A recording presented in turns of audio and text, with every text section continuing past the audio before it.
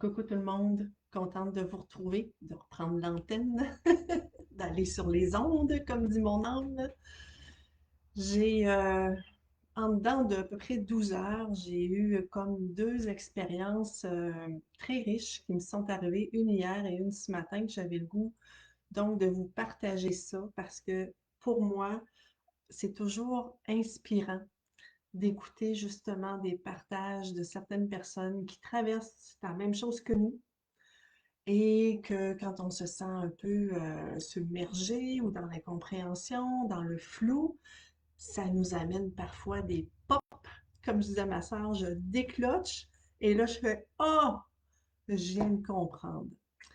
Et comme moi, ça m'inspire d'écouter les autres dans leur vécu, ben, je prends les ondes et je vous partage ces deux situations. La première, c'est que depuis quelques jours, avec ma sœur, il y avait une relation avec une personne où j'avais le goût de lui exprimer certaines choses intimes et j'y arrivais pas.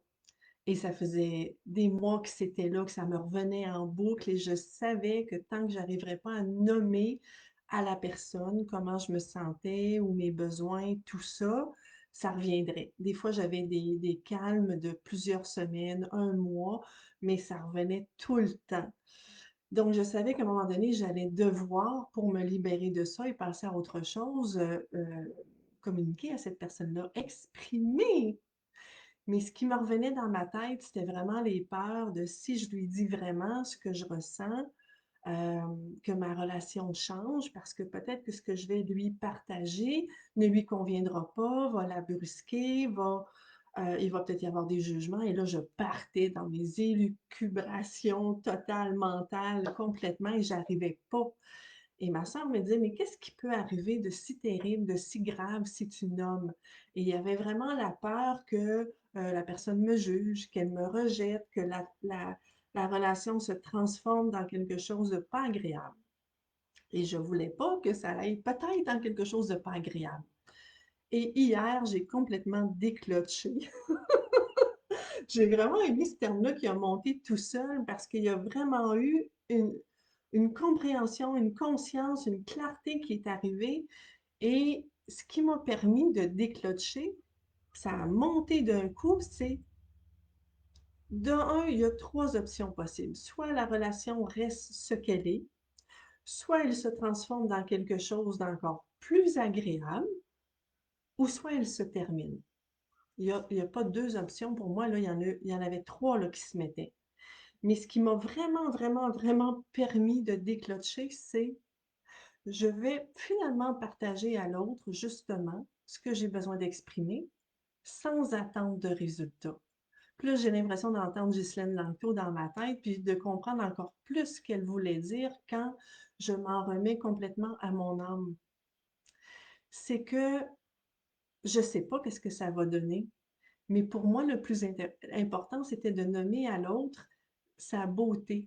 Qu'est-ce qui me donnait le goût de lui partager à cette personne ce qui m'habitait, ce que je ressentais, ce que j'avais peut-être le goût de vivre, tout ce qui me venait et de lui partager donc ses qualités, ses forces, sa beauté, sa lumière. Et ensuite, elle en fera ce qu'elle veut. Mais pour moi, là, c'était plus.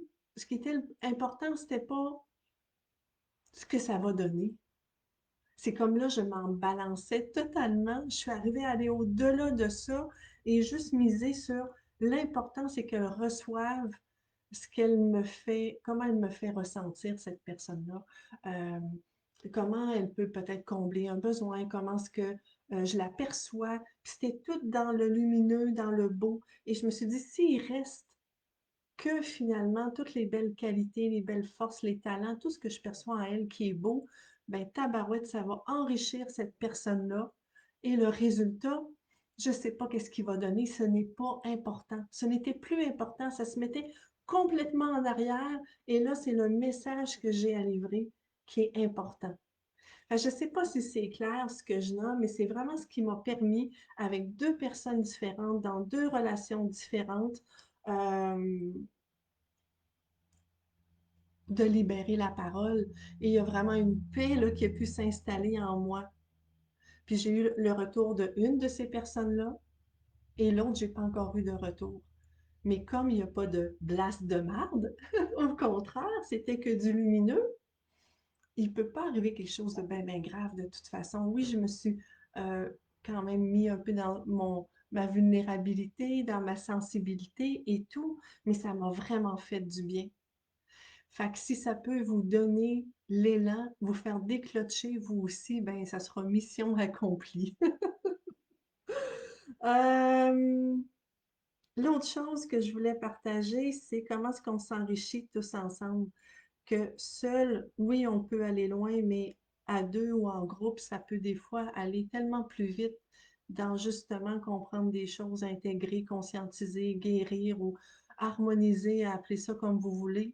Puis ça, c'est vraiment en lien avec la formation en numérologie que je l'ai vécu ce matin.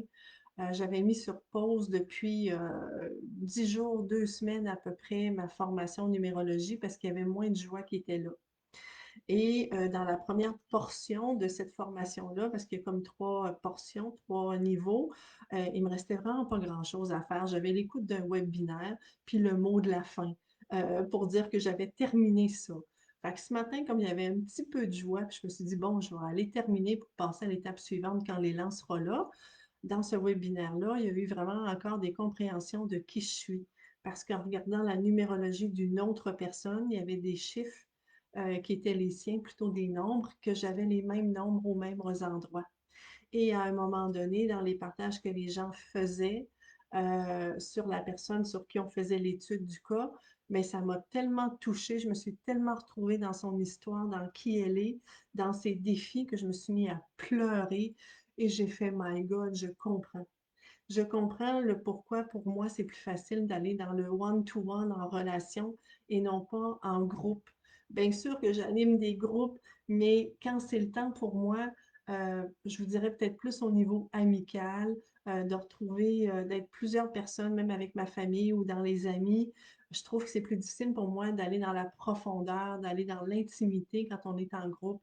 Et là, à aller voir en arrière des nombres, j'ai compris pourquoi et ça m'a tellement touchée parce que pour moi, quand il y a une compréhension, une conscientisation, c'est comme si je pars de ma tête, puis là, ça descend dans mon cœur. Et là, mon cœur a ouvert et je me suis mis à pleurer.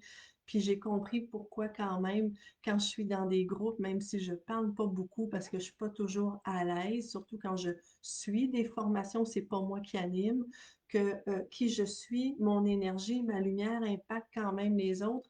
Et si je suis pas là, ça fait une différence. Et c'est ça qui m'a fait pleurer, de me reconnaître dans ma lumière. Donc, je trouve important euh, de s'ouvrir aux autres, même si des fois, c'est pas toujours confortable, parce que c'est là qu'on va aller chercher des informations qu'on avait besoin. Fait que je souhaite que ça vous parle. Je vous invite à commenter si ce que je vous parle ou ne vous parle pas, ou dans ce que vous vivez actuellement, à partager si vous pensez que ça peut toucher d'autres personnes. Voilà. Fait que c'était mes petits partages du jour, du moment. Et sur ce, je vous souhaite un bon restant de journée, un beau gros week-end qui s'en vient pour vous. Bye bye tout le monde.